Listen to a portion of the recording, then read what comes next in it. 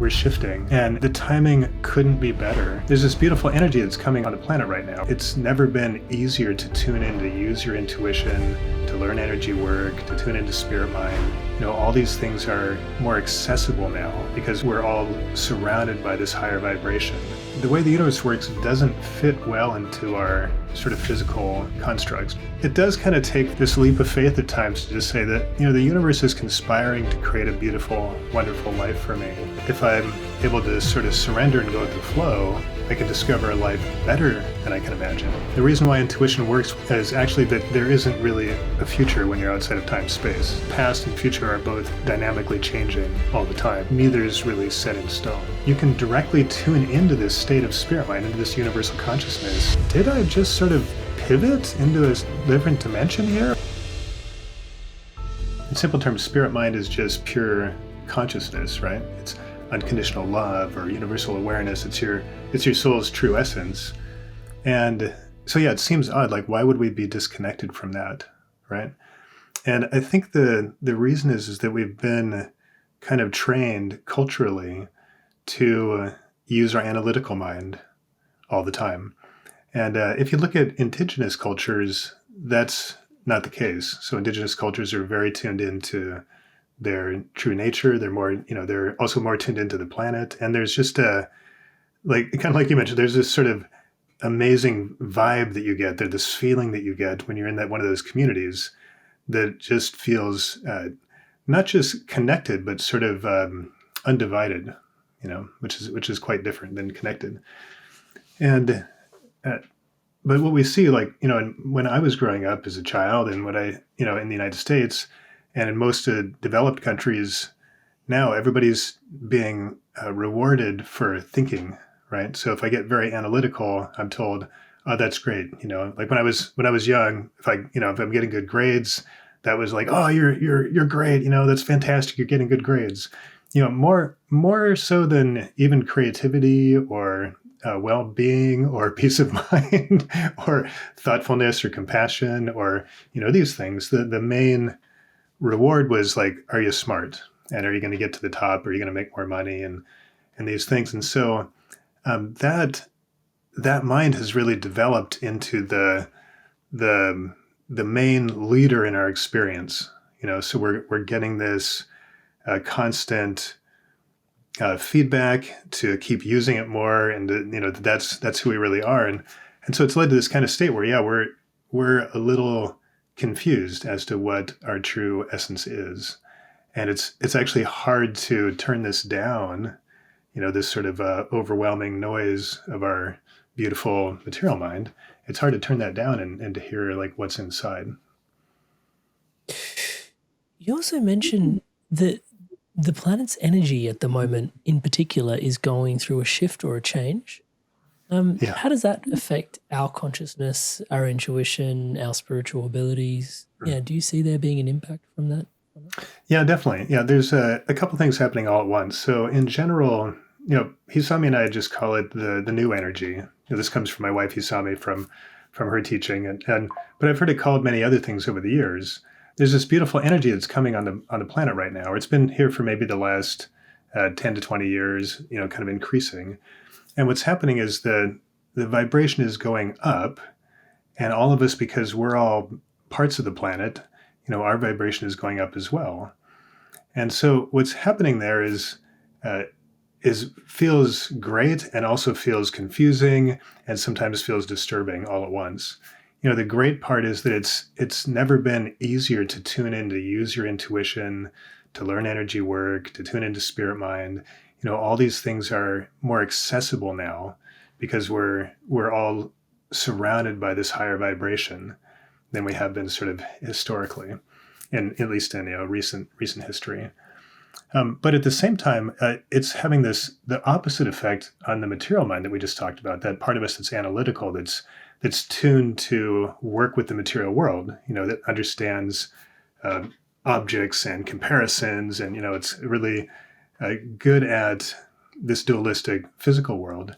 So that part's being kind of like compressed, if you will, or it's sort of shrinking naturally.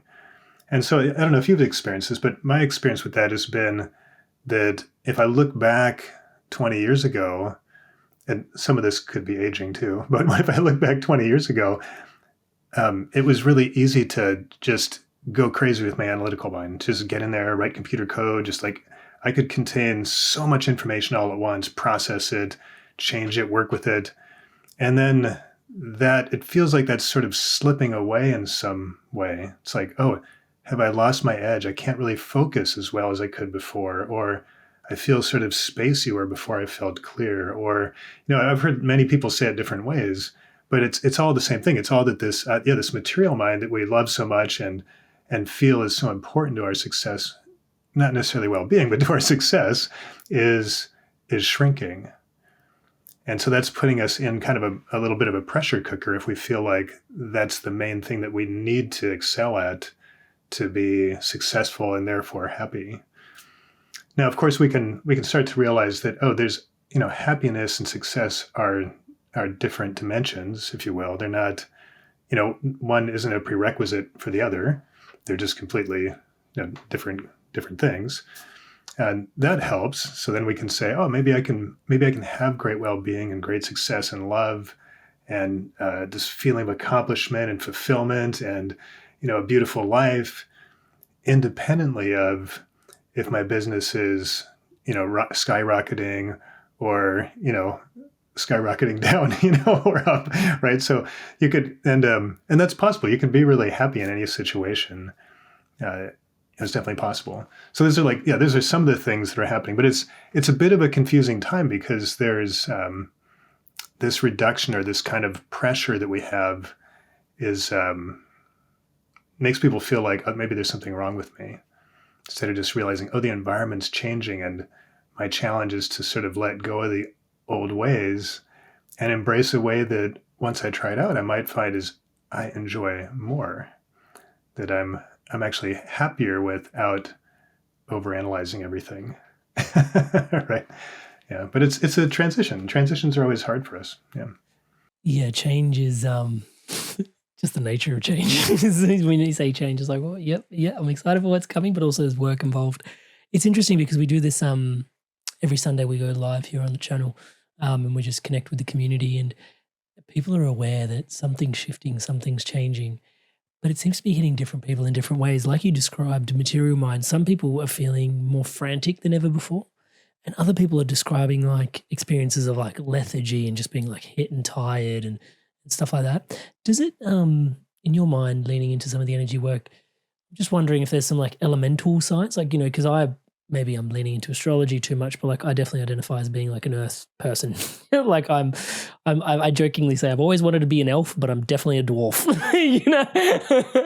and so, I just, there's that earth element kind of going on in there. And I just wonder if our different makeups handle and navigate and process energy and shifts in energy different ways. Yeah, I think so. Everybody definitely has their own journey, through this change, even though the destination is kind of the same. Like we're all going from kind of point A to point B in the same progression, but we're each taking our own route, our own road there. And then the thing that I see that actually Hisami helped me see this was that the way that we're responding to this mostly has to do with how much we're resisting, right? So this new energy is coming in, and if I'm able to just, if naturally my personality is one of kind of going with the flow, and like I'm able to just adapt to new situations and kind of follow that new energy, then I'll probably go fairly easily from stage to stage. It'll probably grow pretty easily into this new time. Although I'll still have to release kind of the heavy energies that I'm holding on to. Those will still have to kind of come up. Those are getting really poked at for everybody right now. Those will still have to kind of come up so I can kind of drop the heavy stuff and raise to a higher vibration. But if I'm not resisting, that can be a short thing. I just feel like, stuff is up for me right now. I'm just going to kind of be amused and, stay grounded and maybe just take a day off and go take care of myself or go for a walk, or don't try to change it. I'm just going to accept it and give myself a little space to adjust. Then it's going to go pretty smoothly. But if my personality is naturally one of, wanting to either really control everything or wanting to hold on to things, then, I'm going to resist this change to the new energy. And that's when it starts feeling like, I'm sort of in this tug of war with the universe, and, and guess what? Guess who's going to win if you're in a tug of war with the universe? It's not you, right? Not even my ego that feels bigger than the universe at times. Right. Yeah. So, and then, the next extreme is if we're like really fighting, like, no, I'm not going to change. I'm not going to change. Then it's, we just get kind of steamrolled. And so the more that you're, for people listening, I'd say if you find that you're really suffering, you're probably resisting, even if you don't realize it. And so if you can just say, it's okay that I'm struggling right now. There's nothing wrong with me that I'm struggling. There's nothing, it's not like a permanent condition. I haven't like lost my ability to focus or lost my ability to think, or like things are just transitioning a little bit. And I'm kind of finding my new dance in this, in this new place. And give yourself a little break and give yourself a little time, just some compassion for yourself and some love, and take care of yourself, rather than like the normal thing where we're like, go harder, get better, be smarter. More of the same will surely fix this new difference. I'm joking. Like, and please don't take offense, anybody. I've done that plenty. This is speaking from experience. It's interesting because when you bring up, I think that's a really profound nuance from Sami, bless her, which is this the way our material mind is sort of getting triggered and flared by it is in direct proportion to the amount of resistance we have to the change. The invitation underneath that is then, to surrender. I think through the work that, just over the decades, I guess, what I've come to one of my truths is surrender and trust for me have just been very much two sides of the same coin. My ability to surrender is directly correlated to my ability to trust. If I can't trust it, I find it very, and maybe that's just material mind speaking there. But if I can't trust it, I find it very difficult to surrender. And, if I'm not surrendering, it's probably because there's something up with like, I can't, there's something up with my trust in that space. And so in that, I think it might be worth taking a beat to sort of zoom out a little bit and invite people into a bit more trust around like this new energy that you're referring to. The mind naturally wants to go, what's the purpose of this new energy? And I'm not sure if that is the right question.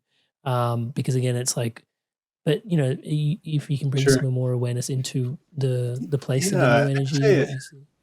On kind of the biggest level, like I think you're right on. Like trust is really key to being able to go with the flow, and it doesn't necessarily have to be a surrender, because some people that feels like I'm waving the white flag and giving up, but it can just be like letting go of the resistance, or at least kind of loosening the grip a little bit. Because this change is helping us. It's not here to harm us. It's helping us move into a more balanced state with ourselves, with the planet, with each other. And so it's actually a really beautiful thing. But, if we don't understand that, it's really easy to feel like it's happening to us instead of happening for us and with us, right? And I think it helps, for me, because I spent so many years directly experiencing intuition and coincidence and communicating with spirit guides, and just, I really dove deep into that end of the pool of like what is possible for us as human beings with consciousness wise. I know I can think really well, but maybe there's something even more powerful, right? And I found that there is. My thinking is actually pales in comparison to what the universe is doing naturally. And, if I'm thinking about stuff, at best, I can create the life of my dreams. But if I'm able to sort of surrender and go with the flow, I can discover a life better than I can imagine. And that's what the universe wants from me. The universe is trying to create for me a life better than I can even imagine, both in relationships and work and everything. And once I kind of got that and sort of understood in a tangible way, it wasn't just trust that was there. I felt love. It's like, I feel like the universe loves me and is conspiring to create health and harmony and beautiful things, and to introduce me to things that I wouldn't have even dreamed of. And, so once I felt that, it wasn't even a surrender so much. It was just like gratitude that, oh, of course, this is like, a beautiful, loving presence that's helping me. What, of course I'm going to say yes, bring more, but bring it at a speed where I'm not feeling like I'm getting run over. but again, that has more to do with my receiving than with the speed that it's being given. Yeah. Hey there, inspired souls. Just wanted to take a moment to thank all of you that are subscribed to this podcast. Everything you see around here is empowered and powered by your subscription to this channel. Thank you so much for your incredible love and support. To all of you that haven't yet subscribed, please do take a moment. As I'm saying the word subscribe, the subscribe button below is lighting up in the colors of the Inspired Evolution. Please hit that subscribe button, hit the bell notification icon. It helps with everything we're doing, championing love, positivity, and wisdom like Jeffrey's around the world, an episode at a time. Thank you so much in advance for taking the time to subscribe. Well, you mentioned this before, and I wanted to, I don't think I double clicked on it last time, but you said, I can't remember if it was attraction or resonance or manifestation. You gave this interesting quote, which I remember, which is, it's 1% effort and 99% allowing. And this word allowing has been showing up in the podcast in all sorts of different episodes. This energy just sort of boop, allow. And it's like, and allowing has this very interesting frequency, if I can just share for one sec, which is, I've been tuning into the word acceptance because we're talking about surrender, I guess, but we were tuning into the energy of acceptance, and acceptance kind of has this, I can accept, which is like something's happening over there, there's a boundary, and me over here can accept. Whereas allow seems to be much more permeable, which is just like, that's allow, there's like I don't know if those tuning into the podcast can feel that, but I think they probably can because they're all wizards themselves. So yeah, does that make sense? And so the energy of allow, I think the 1% effort and the 99% allowing, I just wanted to bring that into the conversation and get you to expand upon that. Yeah, it's it really resonates with me. But I guess you said that I said it, so that I'm glad that it resonates with me. But it's, I think what you're getting at, it kind of reminds me of something else. It's a little tangential, but that, a lot of times the way that we view the world, or kind of the way the universe works, is in terms of the sort of the physical bodies that we're used to. And that's why we have I have a lot of concepts that we're trying to, and frameworks are trying to fit things into. But the way the universe works doesn't fit well into our sort of physical constructs, just like the way quantum mechanics makes no sense to somebody who's well-versed in, standard physics. It's like if you're suddenly things are just happening in a way that seem impossible. And like for example, what made me think of it when you were talking about accepting is that a lot of times we feel like I'm separate from others, and so I want to sort of change this living from separation to a feeling of living from connection. That's something I've even said before too. Like, that's the goal, to kind of shift from sort of separate mindset to a connected mindset. But recently, in the last year, I realized, that's not the case at all. So this idea of being connected and being separate are the same idea. It's actually, I can't be connected to somebody if I'm not separate from them. Like, it implies distance. It has to do with time and space, right? And it's like, well, what's actually happening there? What's happening when I tune into the universe or into spirit mind is that we're undivided. You mentioned that at the beginning of the podcast with the indigenous awareness as well. Sorry, I just wanted to bring that back in frame. You mentioned undivided versus connected. Sorry, please continue. Yeah. Sorry. Yeah, and you're right. That's actually pretty common in sayings you hear that come from indigenous tribes. It'll be like, "I am another you," or "We're all one," or they're just just that. And it's not about I'm connected to you because I'm separate, but I'm connected, or it's not about that at all. It's like that's a different dimension. This idea that we're not connected, that we're not the same. That we're divided at all. That's this whole physical reality that we're used to. interpreting things through. But there's something much deeper. There's something, you can be in that space of being undivided, and that's where the magic happens, and that's where I'm talking about. And I think acceptance is kind of like that. That's probably what brought me to it. Like once I understood that or felt that for myself, it's not something I understood up here. That helps a little bit, but eventually it's an experience that you have. And once I had that experience, I was able to say, "Oh, okay, I don't really have to even accept. It's just sort of real. It's not a conscious choice." Do you know what I mean? It's very difficult to put all this into words because words are very linear. So Yeah, it's back to that, Newtonian physics versus quantum physics point that you made earlier. Yeah. But it's fun. It's fun to try. Yeah. There was, I think, a couple of beats ago, I think some of the audience members could have potentially gotten triggered because there was this point where it said life is inviting us to be like, yes, like the life of our dreams, but it's calling to be even better than we imagined. And when you feel into that, the expanse of that, and there's this real feeling of like there's a truth in there. And yet so many people's lives don't feel like that. And I'm wondering if that's us in our own ways, and then, yeah, I just wanted to sort of speak What's to that happening sort there? of, and we'll even just, if we are in our own way, your invitation on how we get out of it as well, but Sure.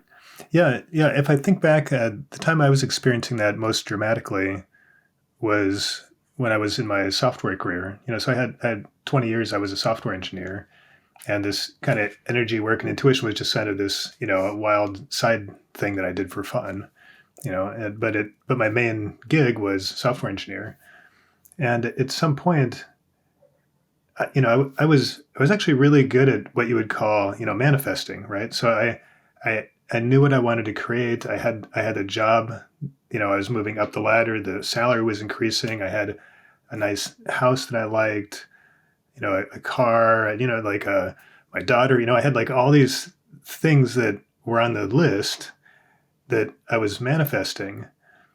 But at some point, I noticed that I don't feel any more fulfilled now than I did before I had all these things, before I had these situations. In fact, maybe less so.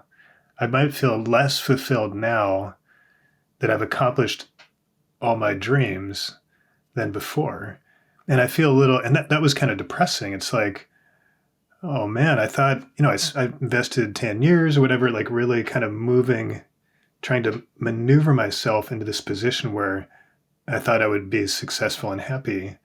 So to get to that place and then feel like, I don't know why I'm not happy is like really scary. It's like I've told this story many times.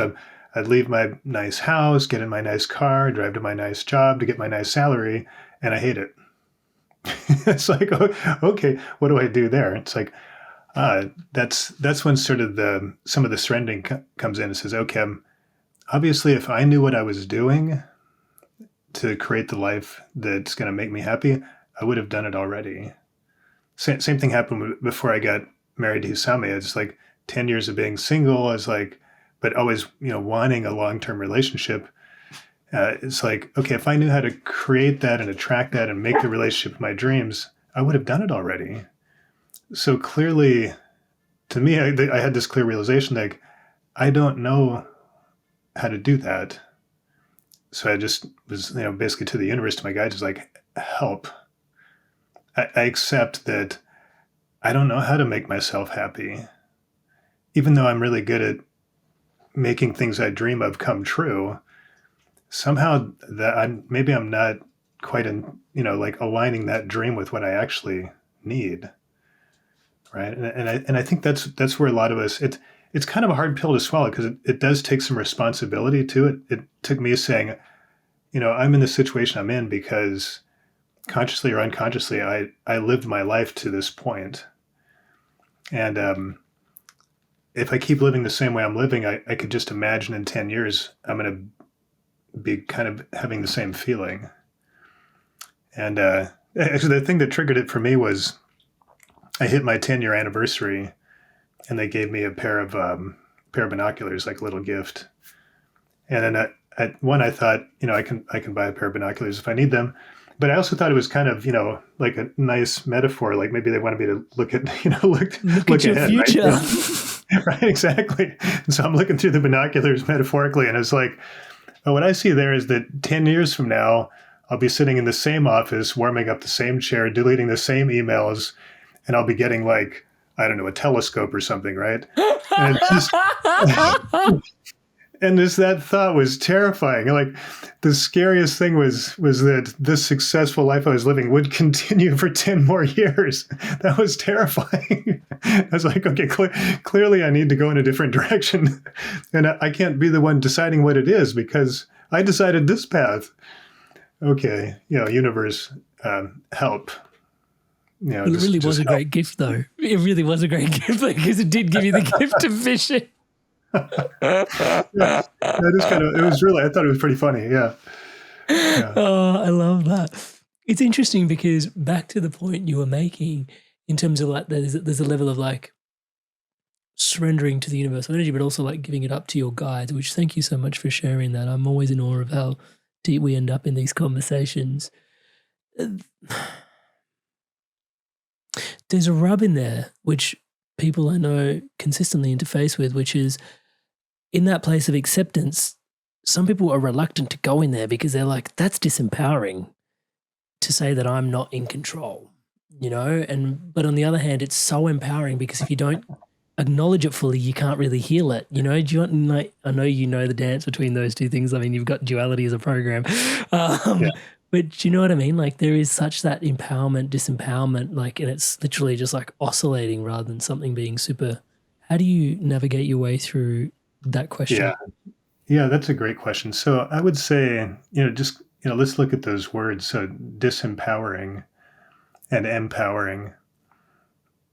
There's sort of make a fundamental assumption that your power isn't something that's static, that it's like can be adjusted up and down by external situations or your own decisions. Like that whole framework of thinking is very disempowering, right? It's a recursive thought loop. So like you need to back up a little bit from that and just say, maybe there's nothing wrong with me flowing with the universe. Like maybe it's okay if I let people help me.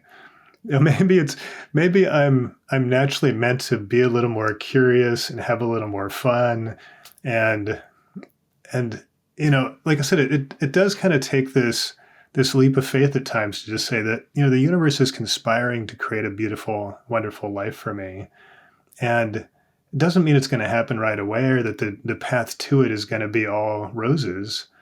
There's also personal growth involved in that journey, but if you believe that, then I find that to be very empowering, not disempowering. But it kind of depends. Our egos. Another word for material mind is ego, and so and I'm a person with a very strong material mind, so therefore a very strong ego, right? And it can be hard to let that calm down a little bit, but I also find it to be really fun. It's like I'm going to take my power back from myself in some ways, from the part of me that wants to control everything. I'm going to take the power back from the part of me that's afraid that if I don't control things, that the universe is going to harm me or that the world's out to get me. I'm going to take my power back from all those parts of me that are afraid, and I'm going to bring that power to my center where I feel love and connection and compassion. You see what I mean? So it's a kind of it's just a way to rearrange your thinking, rearrange the words. Yeah. This podcast is brought to you by my one-to-one mentorship. The podcast is designed to inspire your evolution onwards, upwards, and inwards. And if you're ready to dive in even deeper and evolve your career, your leadership, and business in a conscious direction, and you believe that alignment to your purpose and your soul's direction is the only way to truly thrive into your highest potential, and right now you can feel that guidance, mentoring, and coaching would be of support, then my one-to-one mentorship, coupled with our incredible conscious group masterminds, is here for you. Thousands of people have evolved through my mentoring over the last 10 years. It is, after all, my highest calling. And here's what they have to say about how it's transformed their life. I've had massive transitions while working with Amrit. I'm processing things in real time. I'm addressing what I want to do, and so much more is possible. Amrit sessions were really helpful. They inspired me to go after my dream job, which I have now, and I'm loving it. Amrit doesn't really see it as just coaching, but he honestly cares about you, and you can feel it.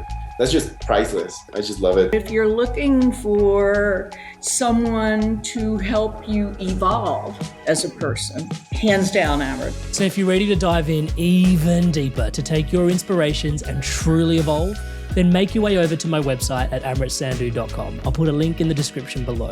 You don't have to go it alone. There's one-to-one mentoring and an incredible community mastermind of conscious leaders, entrepreneurs, and people transforming their careers and business into full alignment with their soul's highest calling, creating a life that inspires them on the deepest level, living into their greatest impact. Make your way over to my website, amritsandhu.com, send me a personal message and let me know why this is right for you right now, and apply to work together. Let's take your business, career, and direction practically to the next level. Link to amritsandhu.com in the video description below. I look forward to seeing you there. Thank you so much for clarifying that. I think we do end up myopic in our views, and just giving it space can be so helpful. You also mentioned in one of our previous conversations that we are actually always in dialogue with our spirit guides, but many of us just don't even know it. For those that are somewhat new to this conversation, how do they start to recognize that they're receiving intuitive guidance? Yeah, I would say, when I'm teaching intuition classes back, that was my main gig, teaching intuition and energy healing in live formats.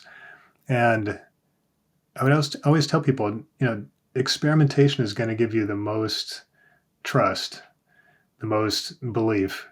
Like if I tell you my stories, even if you completely believe them, which you may not, they're still my stories. It doesn't mean that you feel like you can do something. And in fact, it's kind of an unfortunate side effect of even this kind of format where we're supposedly experts, talking to you.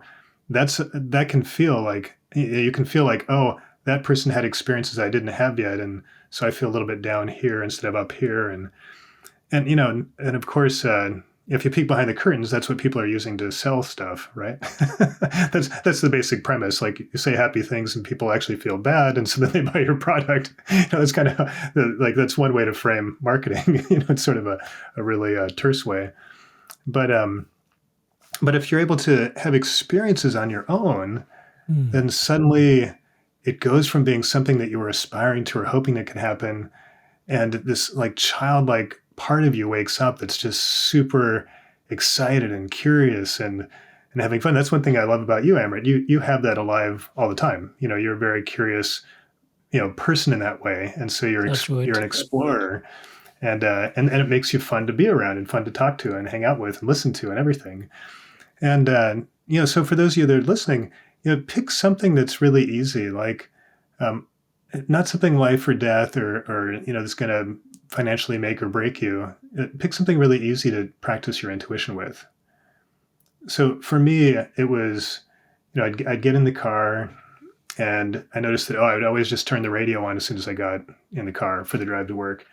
And I said, I'm just going to use that as my cue. Before I turn the radio on, I'm going to ground myself, just visualize feeling connected to the earth. And then I'm going to just kind of try to be really present behind my eyes and breathe. And then as I'm driving, I'm just going to imagine, what if I could sort of somehow sense or see or smell or hear or whatever, or know which road was going to be faster today. And I was just playing with it. I'm just curious, like, is this possible? I don't know. Let's try it out, right? Now, I mean, I did have the advantage that I was in school training for intuition, but it's okay. You don't need that, right? You can just try it out because we all have this inside us. And then what I noticed after a couple of weeks of doing this is that, yeah, it feels like I'm getting to work sooner. Okay, now I'm going to try the opposite thing because that could just be wishful thinking, what I wanted to hear. So instead, I'd had the same feeling like, okay, here's what I think is the road that's going to be fast today. I'm going to intentionally turn the other way and see what happens. And what happened was like road closures, traffic accidents, like consistently that I was like, oh, if I hadn't turned this way, I wouldn't have known. I wouldn't have got feedback that my intuition's actually working really well. If I'm just following it all the time, I don't have much to compare it to. So I found that consciously not following my intuition as a little experiment was really helpful for me to notice that I'm actually a lot better than I thought. Like even if I'm unconsciously doing it, if I'm tuning in and then going the other way, it's consistently worse than my norm. Even my non-intuitive state is consistently better than my tuning in and then going the other way. So it's like I am tuning into something real is here. And another fascinating thing happened is that I noticed it was at least a year later that I hadn't listened to the radio in my car for over a year. It's because it was just so fun and so engaging to play with energy, to look at energy, to tune into the universe, to like experiment with consciousness, that I never got around. I was going to do that first before I turned the radio on. And like that, there was no after. That just consumed my whole day. I'd go into meetings that way. I'd go into everything, just with this curiosity of what's, is there something happening behind the scenes, and can I, kind of peek behind the curtain and participate consciously? Yeah. And you can, for all of you listening, you definitely can. Yeah. I get goosebumps when you say that. Touch wood. I love it. Quantum entanglement and intuition is something we touched on in one of our episodes, but I wanted to just go a little bit deeper in that. Are we constantly entangled with future versions of ourselves, potentially? And is there a dance happening between intuition and that? Yeah, definitely. That's a great question. I've had many experiences that say, yes, that's happening all the time. So I'll give you kind of a funny example. So I used to like to go four-wheeling. I lived in Colorado, so I was kind of not a cowboy, more of like maybe a hick or something. I don't know what the right word would be now, but I was a Colorado kid, right? And so I had this little four-wheel drive, and I'm up driving this trail, and I'm coming back down, and my personality tends to go a little bit further than is wise, most of the time. And so I was coming back from a unwise decision to drive up this ridiculous thing, and going down was much more difficult and challenging. And at some point I was like, I was teetering on the front right and back left tire and sort of like pivoting, like, and it felt like I was probably going to roll over down the hill. And just as I was starting to panic, I noticed this presence over on the left off the trail, as if I had a spotter over there that said, just let off the brake. And so I'd let off the brake, and then the car just sort of like boom, boom, just sort of bounced down over the rocks and righted itself, and there was no problem. But it was very tangible to me. There was something, it was not this consciousness. It wasn't something I thought. It was like, it felt like somebody over there giving me advice, like a spotter. And so later in the day, I remember that. And I was like, I'm going to tune in and I just want to check and see what was happening. That's kind of cool. So I went into a meditation state. I kind of imagined, I was back there, this time over to the other side, and I was kind of watching the scene. I could see myself in the truck, and I could see myself panicking. And then I caught the same thing. Somebody's giving me advice. So I looked over to see who it was, and it was me. I was over in the trees telling myself to let off the brake. And then I was like, well, that's weird. I didn't expect that at all. And then it occurred to me, like this little insight came in. I was like, but check out what's happening in this moment. You're in your room sitting, meditating, and you're in the forest in the past, earlier today, watching yourself give yourself advice. you're in 4 places in 2 different times all at once. And this isn't a stretch in any way. Like, does this feel uncomfortable? And it's like, no, it just wouldn't have occurred to me to do this, but I'm doing it unconsciously and consciously now at the same time. Like, whoa, just blown away. And the same thing's true across time. Like if you look at what people are doing intuition-wise, the reason why intuition works, why you can kind of like sense the future, is actually that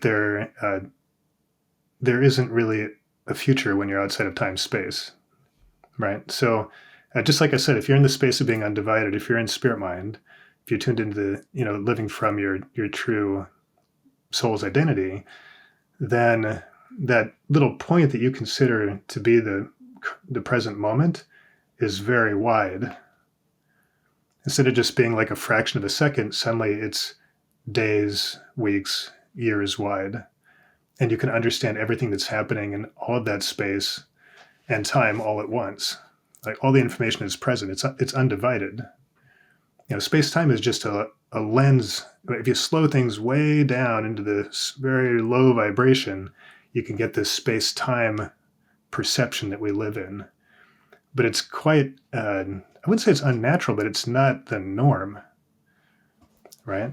It's just very hard for us to get outside that bubble because it's, we're in these bodies. That's kind of what we're living with. We're living within, and our senses are all tuned to that, at least our physical senses. But it's not the norm for consciousness and experience.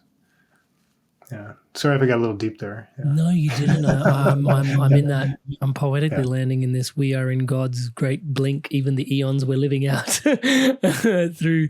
There's just this eternal moment of now. Now, I want to ground us back into spirit mind, if that's okay, from here, which is, there's because. There is so like when you come back to where we are in, I don't want to sound myopic, but where we are, there's so much that's going on for the individual's nervous system, the individual's energetic fields and stuff like that. How does spirit mind then actually create shifts in our brain and our nervous system then? Yeah, I got to tune in for that. I don't have a canned answer for you, but let's see. So we were talking about resistance, right? So we're talking about like if my understanding and belief about how the universe works and how I works is somewhat distant from how it actually works, then I'm going to have like a little bit of resistance, or I guess you can think of it kind of like music. There's going to be a little bit of, there's this song playing, and then there's this other song, my belief system playing, and in there somewhere I'm getting some like disharmonic chords happening. There's just some sounds that are kind of rubbing things the wrong way. And when you mention that, I'm just tuning in the energy. And so what's happening there is your body is the primary place that's being the recipient of that unharmonious energy, or that sort of like noise that's being created out of the difference between how you're naturally set up to work and to self-heal and to live life, and how you're both how you believe that it should be, if you're kind of leaning a different direction. And then honestly, sometimes our bodies just have difficulties. Bodies aren't always functioning optimally, right? I mean, sometimes we have a condition for many years, a chronic condition of some sort, and that doesn't mean that you're thinking about things the wrong way or that it's your fault. I don't want you to get that impression, But it's but in general, your body is kind of taking the heat for this difference. If I'm pushing it in one way, but naturally it would go the other way, there's going to be a little challenge. Like imagine your car. If your car naturally would drive forward, but you're sort of like pushing it to the side, your tires are going to get a little skid going, like it's kind of like that. That's a bad example, but the best one I could come up with. Yeah. inspired soul, lumen being, join in on the conversation. So much ground being covered by Jeffrey today. The transmission for me is, touchwood, all about this new energy that's emerging and how spirit mind supports that. What are you taking away from today's conversation? Please share that in the comments below by joining in on the conversation. And Jeffrey, he's actually been on 4 times before, so he's likely to be back on again in the future. So yeah, let me know what you would like to ask him, and potentially I can ask him next time he's on. I'd be honored to do so. So leave your comments and your questions in the comments below. With that, back to Jeffrey in today's episode. Yeah, thank you for sharing that, because I think, yeah, you being in multiple places at the same time and just the reflection upon that, and then just, zooming out. I think it's so important to recognize the benefits of, like, because you even mentioned the word self-healing, which, I think is, for some people, that's an interesting concept unto itself, because they're used to someone else out there being the force and the faculty for their healing. And it's interesting because when you speak to healing masters, which we've had a couple on the podcast, yourself and I, like, it's interesting because it seems like, actually, and I want to put like a little medical disclaimer here as well, but it does seem like when you speak to like masters of healing, actually it's always the individual themselves that's causing their healing. The conditions are just being met in the external for them to finally heal themselves. Am I right? Yeah, that's a good way to say it. Yeah, there's, when I was doing healing work all the time, hands-on healing, I quickly realized that it's not like me. I'm not, you can say that I'm a healer, but, what I'm doing is I'm trying to be as coherent as I can be. So I'm trying to be in a very coherent state. And then that invites you as a client to also move into coherent state. And it also allows me to be able to channel through the things that you're wanting or that you're drawing in. And so, mine was all channeled healing. So I could feel different healing guides plugging into my hands. And then I was just listening to where they would say to go, like, oh, move over here on the body. I'm like, I don't know why, but it's okay. I don't really need to know why. My job in this scenario is that I have a body. And so therefore I'm capable of, directly affecting this physical world, including the physical person that's here asking me to help. And the energies that are coming through aren't in physical form. So it's like, great, I get to be a container or a vessel, channel for that energy to come through. So I didn't really need to understand. I could just move from place to place. And sometimes they'd be talking to me, giving me information that would help. So I could kind of share, like, here's what I'm hearing. And I'd always say, I'm not saying that it's right or wrong. I'm just as it's coming, I'm going to tell you. That's the best I can do, is just give it to you without me trying to filter it or validate it, because it's a message for you. It may not make any sense to me. And I was surprised. At first it was really scary because I thought, I don't know how people are going to respond. But over the years, I noticed the same response. People just say that totally makes sense now. I really understand that whole scenario you were describing, and how it affects my family and so on. And I'm like, I'm glad it makes sense to you, because the story sounds a little, crazy to me. Not crazy like as in not true, but just like, wow, like fantastic, maybe is a better word, right? And so, so the stuff that was coming through, it was definitely not me healing people.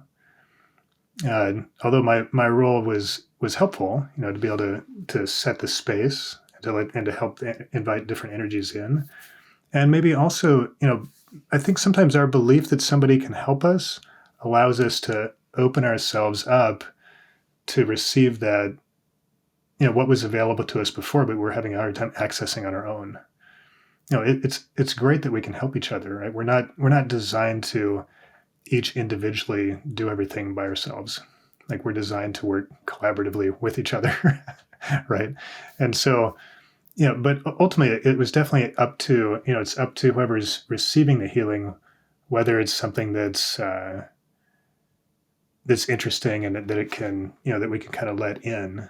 and let affect us.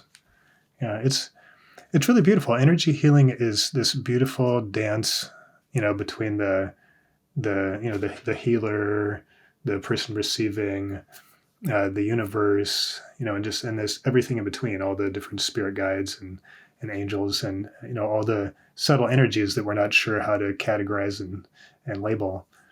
It's a really beautiful dance. Yeah. Yeah, I do have a question lined up, but I just want to share with you this really cool thing that happened to me the other day, if that's okay, taking up a little bandwidth on the podcast. My son came up to me. He's 3.5 now. And he came up to me and he calls me Bappu, which is Punjabi for dad. So he comes up and he goes, Bappu? And I was like, yeah. And he goes, I can see your eyes. And I was like, yeah, I can see your eyes. And he goes, yeah, Bappu. And I was like, yeah. And he goes, I can't see my eyes, Bappu. And I was like, yeah, wow. I actually can't see my eyes either, unless I'm looking in a mirror. And he goes, why, Bappu? As obviously, 3.5, so everything's why. And I was like, and we had this really beautiful chat for the next 20 minutes about how we think, we like, it's this reflection on how the interconnectedness, that as human beings, like, we have so many blind spots that we carry, and like you mentioned earlier in the podcast, there's this where the experts, God help us all, touch it in some ways. No, I'm not speaking on your behalf, sorry, just my behalf. But you know what I mean? Like there's so many blind spots that we all carry. And yeah, I think it's just this real beautiful ode. Like that just really was a poetic way that I was reminded once again that actually we all need each other. There's this meme that I remember seeing on Facebook, and it was like a short video actually, and it was people trying to scoop out from a big bowl, and the sticks were all too long. The spoon's like really long and the bowl's only like yay big, and they can't, like they're trying to suit, and then they can't feed themselves, and so they're all like, atrophying until they realize it's like, oh yeah, I can pull up a spoon and feed that guy over there, and that guy can pick up his spoon and feed that guy over there, and then it sort of comes back around to me.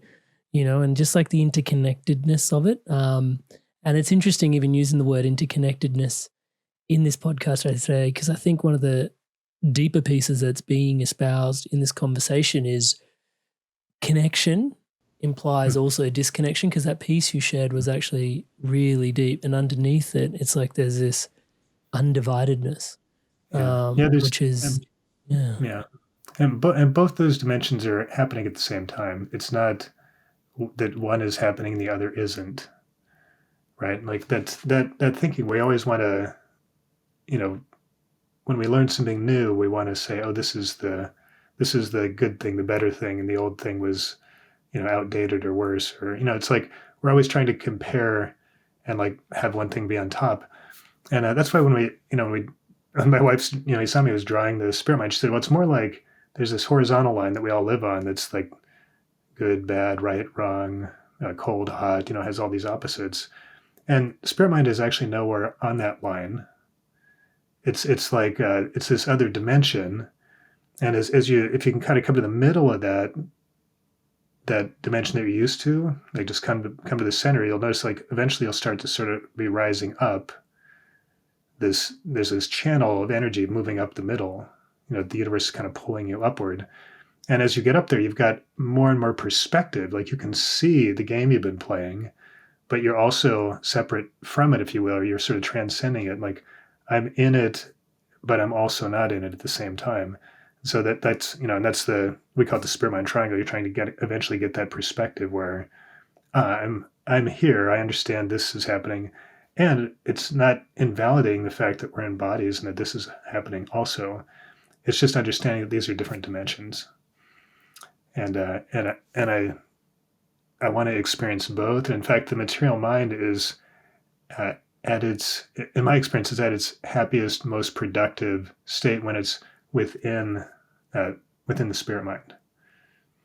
They're beautiful together. It's not one or the other. See, there is sort of a temporary like turning down of, if this material mind is like, whoa, super loud, there's a certain like tuning down. That's why we meditate and do things, calm our mind to sort of pop into this space, and then it can open back up, and it's like, oh wow, now I can think really clearly. I can analyze and stuff. But what's missing is my desire to judge and categorize everything. Ah, fascinating. Well, without that frees up a lot of bandwidth. Because, know it or not, that's taking up a lot of our time is assessing and judging and trying to sort things out. It's like, oh, if I don't have to do that, suddenly, I have a lot more time and space and energy. Yeah. Yeah, it's really interesting, the dimensionality that opens up there. If time is non-linear, Jeffrey, does that mean we can change our past by shifting our energy now? Yeah, I believe so. Like it's very hard to verify that, right? Like I don't have an experiment I've run where I can give you conclusive results for that, but it sure seems to be my experience. Like I like to experiment with stuff, right? And so there was a time where I noticed that, I always have like a credit card debt that I've been sort of floating. It was back when you could get 0% cards, and so I'd float an 0% card for a year, and then I'd like move it over to a different 0% card. So it felt like it was like sort of free, But at one point I was like, wouldn't I prefer to have like 10,000 sitting in my savings account than 10,000 sitting in this debt account? And could that just happen without me doing anything? Like without me making a plan? And so I just sort of put that intention out. Like I'm not gonna take any action consciously, but I'm just gonna put that intention out there. And then at some point later, I noticed that had happened. And I couldn't really linearly track back and see how it had happened. Like I couldn't put the pieces together in a way that it looked linear. And so to me, I was like, did I just sort of pivot into a different dimension here? Or like, I'm not sure what happened there, but I also don't want to look too closely because I'm okay with it. And I want to just, if I'm on this track where I'm able to pivot and things can happen without my micromanaging everything, I want to stay on that track. I don't want to turn back and figure out how to micromanage again. Like I want to just keep going. And and that's, and my life is certainly like that. Big things happen, like I said, better than I can imagine. Things happen regularly. It's over the years. It's and I don't think it's just because I'm navigating one linear time frame well. I think it's more like you said that there's I'm probably shifting around, jumping a little bit from time frame to time frame. And like my past and future are both dynamically changing all the time. It's not neither is really set in stone. These are especially the futures. We can kind of wrap our head around the fact that that's a probability space, right? But it's a little harder to wrap your head around the fact that maybe your past is also a probability space rather than a single item, right? Although, if you think about even how you remember your past, has anybody noticed this? Have you noticed that every time you tell a story, it changes a little bit? And like, not just because you're making stuff up, but there seems to be more clarity in areas that weren't there before. I've watched this for a long time, and I talk about it in the duality training a little bit, that when we're remembering things, we're literally remembering them. We're taking something that's kind of been dismembered or taken apart into puzzle pieces. And in the brain, what we're doing is we're reassembling those puzzle pieces into something that makes the point that we want to make right now. And so, any story that you're telling or any true memory that you're having isn't how it actually happened. Like your brain doesn't function that way. I mean, maybe there's some remarkable brains that do, but for the most part, brains don't function that way. It's not, storage doesn't happen that way. It's more like ChatGPT is now. It's just pulling from a bunch of stuff, and it sure looks good. Like anything I get from ChatGPT, it's well written. It sounds authoritative. It's like, it looks great. but sometimes it's just hallucinating. And I think it's, our brain is very, very similar. And it's just a fun thing to know about yourself. Like, when am I hallucinating, and when is that actually helpful? It's not necessarily a bad thing, right? It's interesting you use the word hallucination, because I think in the West we commonly translate the word Maya from the Indian Vedic sort of scriptures and cultures into illusion.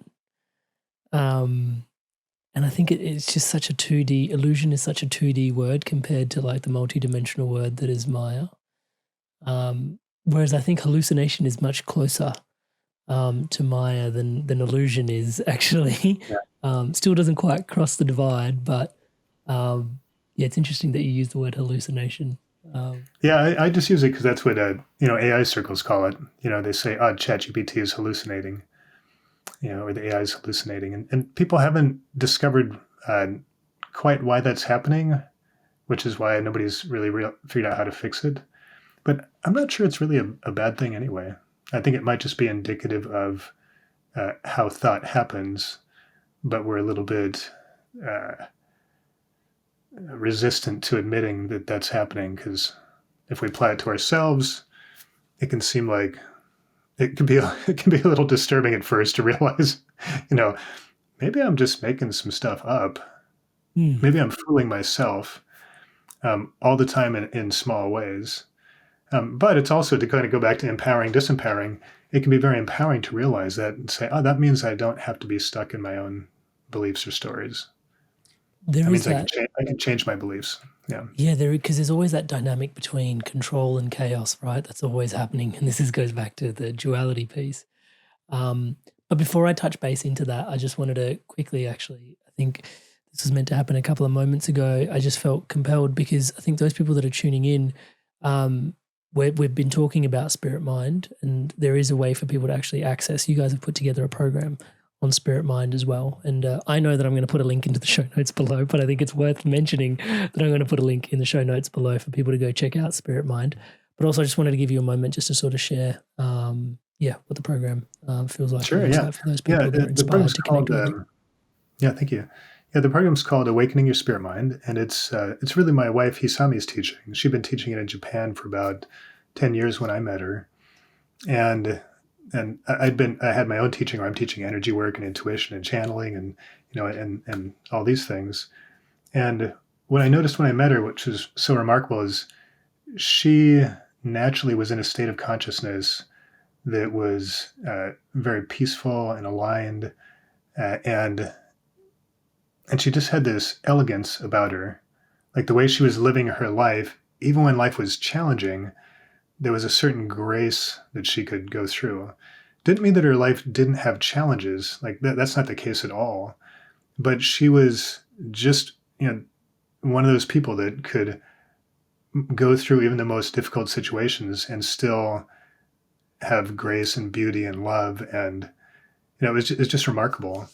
And it's kind of like a state that I was aspiring to. With all my energy tools and intuition, I was hoping that I could sort of meditate myself into this enlightened state.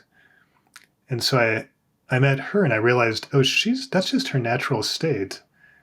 And then when I asked her, what did you study? What programs did you take? And what tools do you use? She said, I haven't studied anywhere. I don't have any particular tools. And I don't have any teachers, and I never meditate. And so it's just kind of with that one sentence, she sort of just put a pin into the bubble I had that there was one way to get to where I wanted to go. And over the years, she watched me doing my intuition and energy workshops, and she'd always tell me, she'd be kind of asking me questions about it, where at first I was kind of like, feels like she's kind of telling me that what I'm teaching isn't necessary. And then I finally understood that what she was saying is, basically there's many roads. There's many roads to follow, and the road that I've been teaching about could get to where I want to go, but there might be an easier way that I'm not tuned into. And so the spirit mind training for me came out of that. It was like, ooh, shortcut, I'm in. Like I want to hear more about that. And so we kind of distilled that down. And what it does, it just goes through, if you're going through the program, it's 5 weeks long. And it just goes through and kind of fills in some of the blanks like we've been doing here, like what's actually happening energetically on the planet. Okay, how is that affecting you? How is that affecting your emotions right now? And then what are some simple things you can do to adapt to this new energy so you don't feel like it's, punching you in the head over and over, right? How can you get back into the flow? And then as you get deeper into the program, it's like, oh, there's, you can directly tune into this state of spirit mind, into this universal consciousness, just through exercises with your breath, just through simple awareness.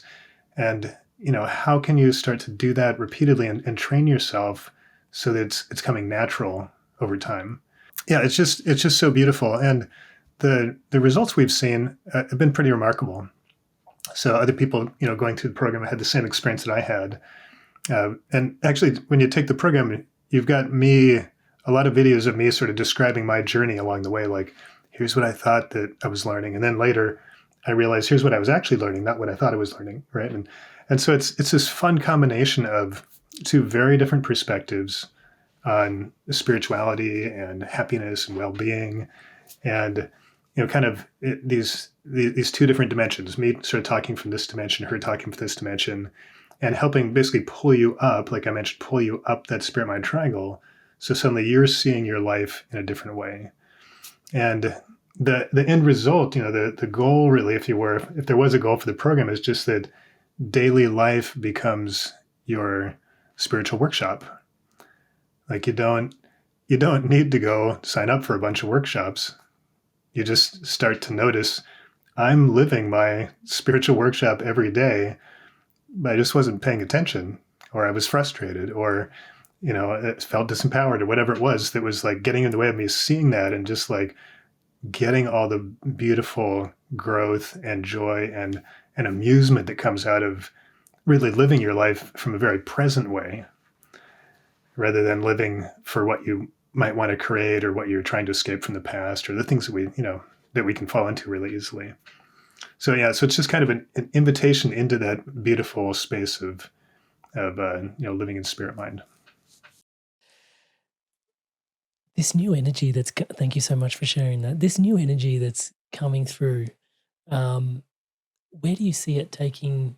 Like, is the species changing? Is humanity changing? Is the earth changing? Like, I mean, the mind wants to know, I guess, do you see us, 50, 100 years from now being in quite the different place from where we are now? Like, it does seem like when you look around, so much is currently shifting, and not everything is growing. Some things are atrophying at this time as well. So it seems to be a very interesting time. It is really interesting time. Yeah. And I think you're right on. Like, definitely we're shifting, and you can actually look at technology and see the shifts at the same time, because the way that consciousness and technology interact are really amazing to me. So when our consciousness is changing on the planet, we will develop technologies to support that change.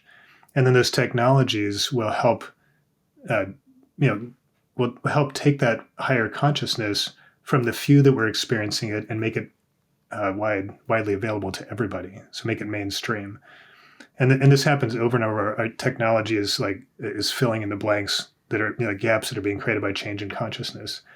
And so the big one that's happened in the last couple of years is AI, right? And the timing couldn't be better. So, in many ways, when I interact with AI, and I really love playing with ChatGPT and using it for work and also just for entertainment, my ChatGPT often takes the voice of a kind of a detective. I've just trained it to speak in a different way, so it's entertaining rather than informative. It's like making stories and telling them to me that they have morals. It's just really, it's kind of how my brain works. It's just more fun. I want to have fun. I don't want to just have a boring, dry tool, right? But ChatGPT in many ways, and the other AI models, it's really a perfect material mind. It has all the information. It remembers everything. It can correlate it and sort it out. But the one thing that's missing that humans have is it's not judgmental. and it doesn't have emotional responses to things I ask it or things it says. And so taking that element out makes it just really, really easy to plug it into places without getting into the complications that we create as people. And the timing is good because right now, all of us, our material minds are turning down. And, if we go, I don't know how many years, but 10, 20, 30 years in the future, our ability to pretend that we're robots ourselves and to do robotic jobs that require us to do monotonous things and to analyze lots of information, and the stressful things that we do now, we won't be able to do as well, thankfully, right? And thankfully, we have a technology that's going to pick that up and help us and assist in liberating us from having to do those things that are unnatural and are causing a lot of trouble physiologically for us and also mentally for us. Our sort of cultural lifestyle on the planet is very harmful to us and to the planet right now. And so as that changes, technology is going to support that. Like we're gonna shift into a place where we're more living in the moment and not in our analyzers. And then we've got these fantastic tools that can do the analyzing for us, and it's great. So everything's really lining up for a really beautiful change into the future. I'm excited for for what's coming in some ways, and I know some people have a fearful frequency around it. To those that are fearing of what's ahead, what do you have to say to that? I think because I guess for me, being kind of this perpetual sort of optimist sort of frequency, I base it upon that fundamental energy principle almost of where attention goes, energy flows, Yeah. And so I harbor that somewhere deep in my bones, I guess, touch wood. Despite the not knowing, it's this, well, if we are co-creating it, what would you like to co-create, So for those that are fearing it, your insights into that? Yeah, well, I would say that, first that, the things that you're afraid will happen, some of those things will happen, but most of them won't. And so, I don't want to invalidate anybody's fears or worries. It's okay to be afraid of things, to be worried about stuff. But if most of them are not going to happen and you spend a lot of time investing in or worrying about those things on a day-to-day basis, that's time that could be better spent. Even if you were just going for a walk or talking to your loved ones, or if you can pull a little bit of attention back from that, it's really going to give you some time back. And for the things that you're worried about, that really helps with the things that you're worried about that aren't actually going to happen. And I can't tell you which are which, right? I just know, from experience with myself and others, that most of the things we fear aren't going to happen. And so if you can pull some attention back from those, it'll help. And then for the things that you're afraid about that are going to happen, they're going to happen anyway, whether you're afraid of them or not, right? They're going to happen if you invest every day worried about them, blogging about them, writing about them, thinking about them, or if you do nothing at all, they're still going to happen. So again, I'd say that's not, there's ways you could use your time and energy that are more fun for you, than being worried about stuff. It's it takes a little bit of acceptance to be okay that the world is not going to be perfect, or maybe not even be comfortable, right? Especially with kind of the climate crisis that's happening now, it's, I was super optimistic for a long time, we can beat things. We're going to, consciousness is shifting. We're going to get ahead of this. But if you look at if I slow down and look at the actual data, at some point I had to admit, it's kind of looking like we're not actually going to get in front of this in time to avoid some difficulty. More likely, we're going to go through some difficult times, and with luck, we'll recover well.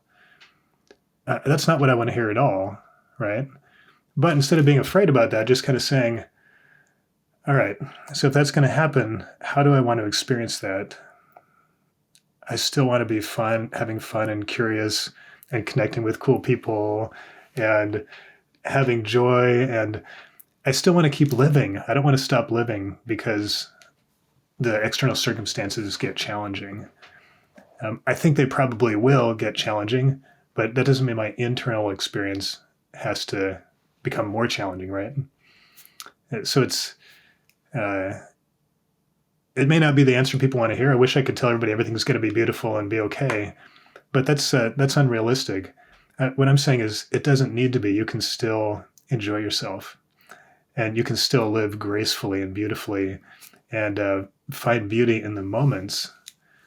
It's just a lot of times it's just a matter of where we're putting our attention. And I love the story you told about your son saying, "I can see your eyes. Why can't I see my eyes?" As you were saying that, and I was looking at you, I noticed that if my attention is out, like on the little video of you I'm looking at here, then I don't really, I'm not seeing myself, but all of a sudden my attention came back here to behind my eyes, which is one thing we practice in energy training. And all of a sudden I noticed, but I actually can see my eyes, just not in the way that I see yours, right? I can see this around here. I have a big nose, so I can see that. And I'm seeing through my eyes. So in a sense, I am seeing my eyes. They just look very different from everybody else's eyes because I'm seeing them from the inside. Whoa, this is very third eye-y. Right? And so, and it's kind of like that. It's like, if I'm obsessed with the outside world, which, we all are, I am too, like sometimes I don't notice that. But when you told that story, all of a sudden, like everything came within right here. And all of a sudden I'm really in my body. I'm in the moment. Even though I'm still looking at you, it's like all of a sudden I noticed, I can see my eyes. I can see me. I can feel myself. I can feel spirit. I can feel the universe. I can feel God. Like, it's like, this is where everything gets really juicy and fun. And so that's kind of the, that's the direction I would encourage people to go. Yeah. I'm like, I don't want to say I'm rushing to get off this podcast, but I can't wait to have that chat with my son. Do you know what Uncle Jeffrey just said? So thank you for that beautiful, beautiful wisdom. As you were guiding me there, I was just right there with it. And just that centering deep within. We don't notice most of the time. We just don't know that, like we don't know that we're seeing our eyes, to put it in those terms. I love that. I love that. You mentioned the word grace, and I think I just wanted to just tune into that frequency for a moment, because I think for some people tuning into this podcast, coming into a space of spirit mind is more reserved for people like Asami that are, naturally graced in a certain way. But your sharing is very much that actually it's learnable. There's bits that, it's a dimension of mind that can be opened up to. So grace versus learning, and your insights into that, please. Yeah. And spirit mind, it's not even something that you learn or you do. It's something you remember. It's who you are. And so that what we're trying to do is help you remember who you actually are. Because, when you do that, you'll have a big smile on your face too, right? Yeah. Oh, Jeffrey, these conversations.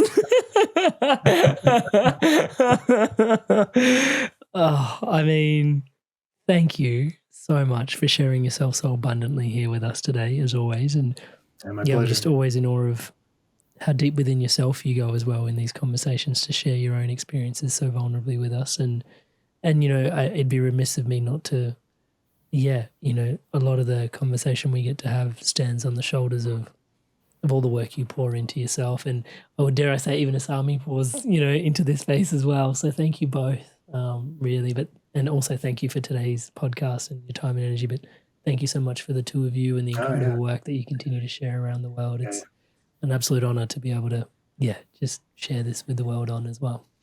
No, you're welcome, Jan. Thank you for everybody listening too for putting up with my stories. I hope they were inspiring, and also thanks for acknowledging Hisami too, because she's such a big part of my expansion for the last 10 years. We've been married 15 years, still aren't fluent in each other's language. Yeah.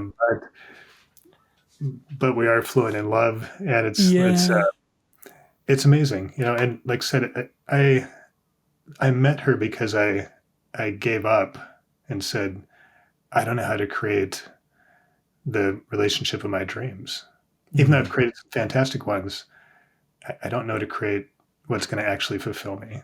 And when I gave up, I met Hisami through a series of coincidences. And then I stayed with her because I did the scariest thing ever, which is I just said, I have no idea how this could possibly work with somebody that doesn't even speak the same language, but I'm going to try anyway. I'm just going to dive in and find out what life's given me, because it's got to, I just trust, and you trust the universe is giving you amazing things, and just dive into them and see what happens. Like, it's the worst case scenario, you'll have a lot of fun. Oh, the invitation to trust. Oh, Jeffrey, thank you so much. Thank you for sharing that. And yeah, to be honest, I think those tuning into the podcast can definitely feel her presence in this space as well. People tuning in are very aware here. So yeah, thank you so much again to both of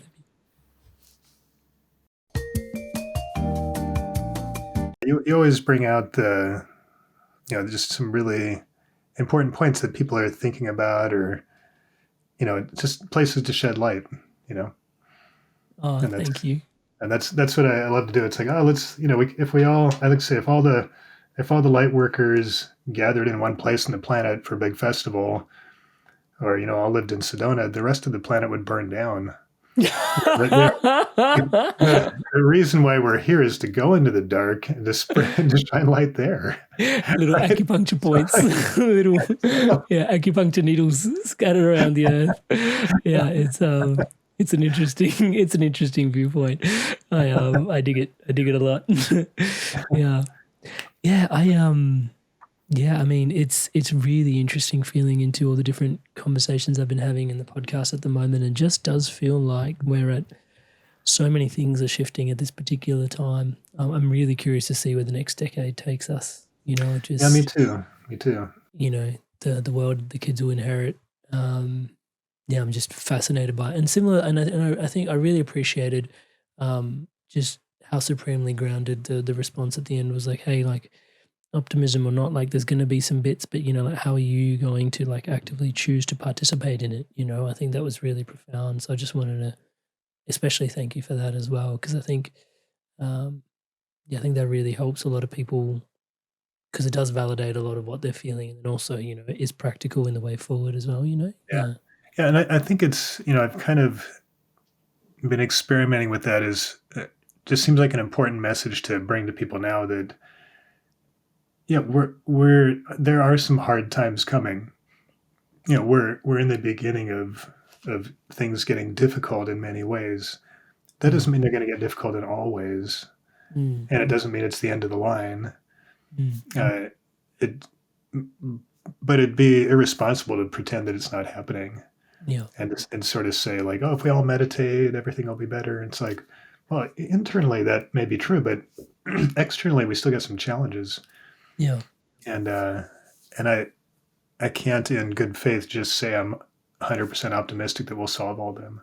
It's like, but we can still live gracefully. There's that word again. So I'm glad that was cool to share that. Awesome. Perfect. I can't wait to have the chat with my son about being able to look through his eyes and see his eyes. I'm really excited to go dive in and have that chat. Another thing you could tell him, I didn't mention in the podcast because it's, but another thing you could tell him is, what if my eyes are your eyes? Just kind of like pose the question. I like that one. Because when, I don't know if I told the story in one of yours yet, where I was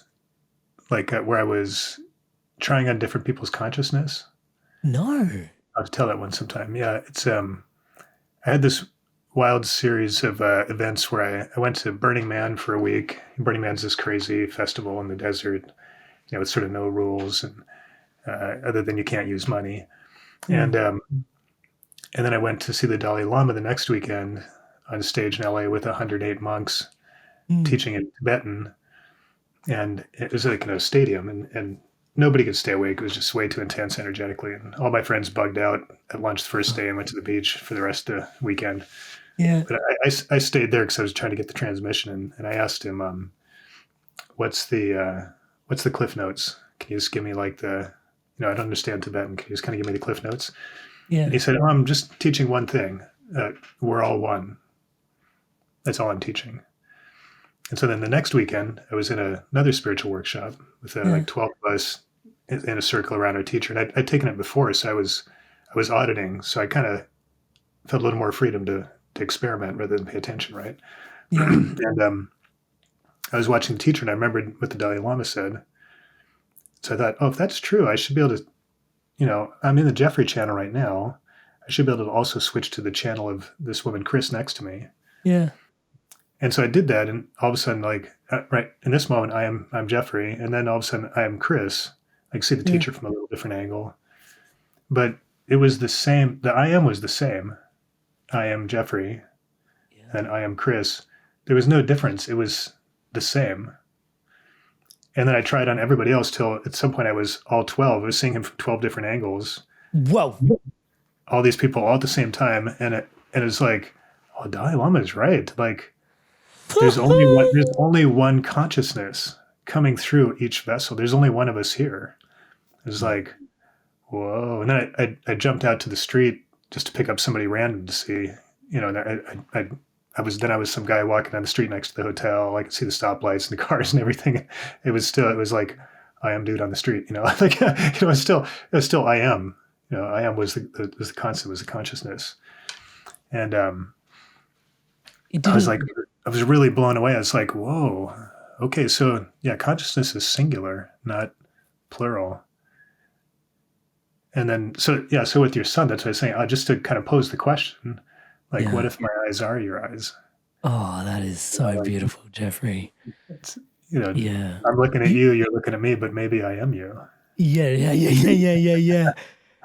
You don't find it disconcerting when you're going through these experiments? Like, there's just an essence of play in there. There's no kind of like, I'm flitting into someone else's consciousness field, and like, what happens if I don't return? Or something like, obviously you will return. I don't know, like, there's no fears or some sort of random stuff like that. Like, fear, that type of fear has never been, somehow didn't take root in me.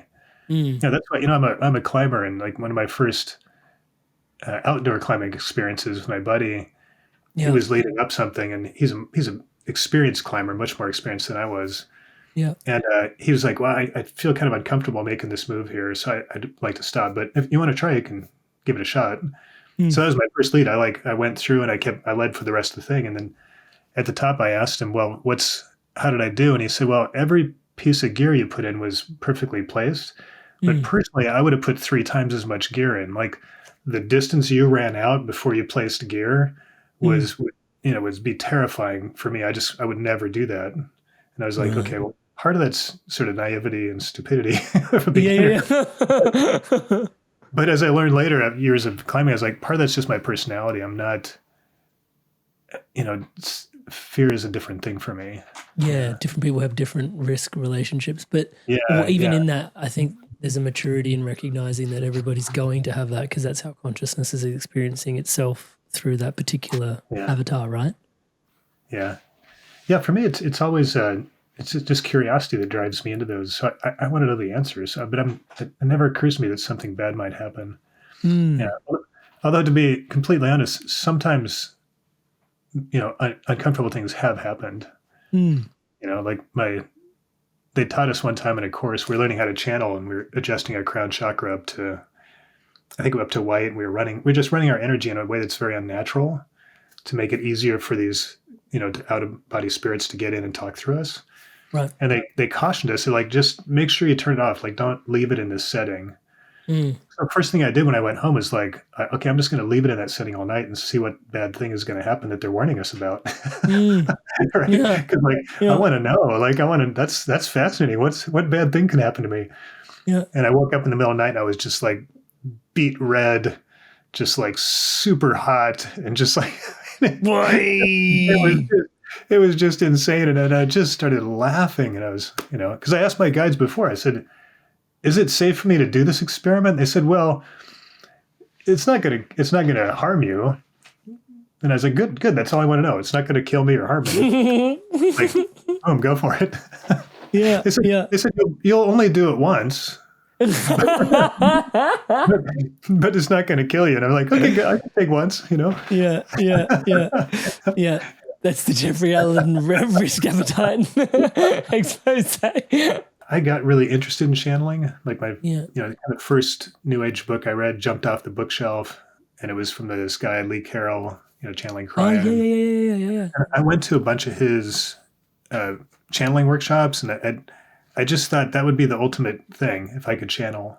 Yeah. And so I took, the Berkeley Psychic Institute, sort of the furthest out training they have is once you've taken all their stuff, you can take channeling workshops. It's like a 5-year training. Yeah. So I took all that, and then I went on to teach it in different places, mostly in Japan. And then I stopped at some point. And the reason I stopped was that through helping other people do it, and also through Hisami's, kind of insights watching that, I extended the program a little bit. I taught people how to do that, how to get out of the body, how to let something else come in. And then I added an extra chapter at the very end, which was, now that you know how to do that, stop. and unless it's something that came naturally for you, like, that was sort of like your gift that came naturally to be a channeler. Really, you're here to be yourself. You're here to channel, your essence, your signature, play your song.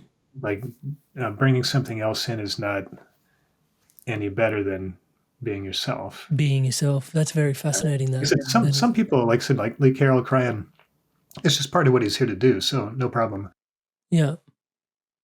But for other people to aspire to that, like I did, I think is a mistake.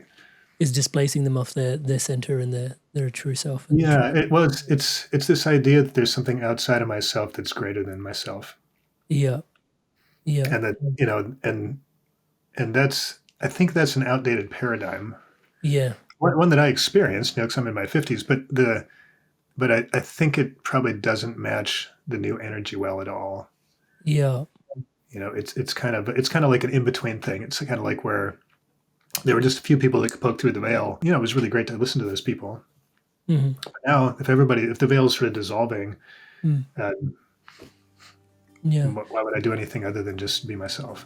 You inspired soul, you made it through to the end of another inspiring episode. Thank you so much for your inspirations to evolve. It is such an honor to be your brother walking this path by your side. To all of you that are subscribed to the channel, thank you so much for your incredible love and support. Everything you see around here is powered and empowered by your subscription to this channel. Thank you so much for your incredible love, your incredible support. To all of you that haven't yet subscribed, please do take a moment.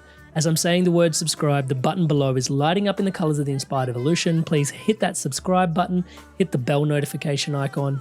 2 episodes like this coming out every week. It helps us champion love, positivity, and wisdom like this all over the planet thanks to your subscription. Thank you so much for joining the movement and supporting the vision that is here, that is the Inspired Evolution. Thank you so much for your blessing. And now on screen to continue your Inspired Evolution journey further onwards, upwards, and inwards are episodes for you to dive into. So go and take your pick, make your click, and I will see you in the next one. I'll see you there.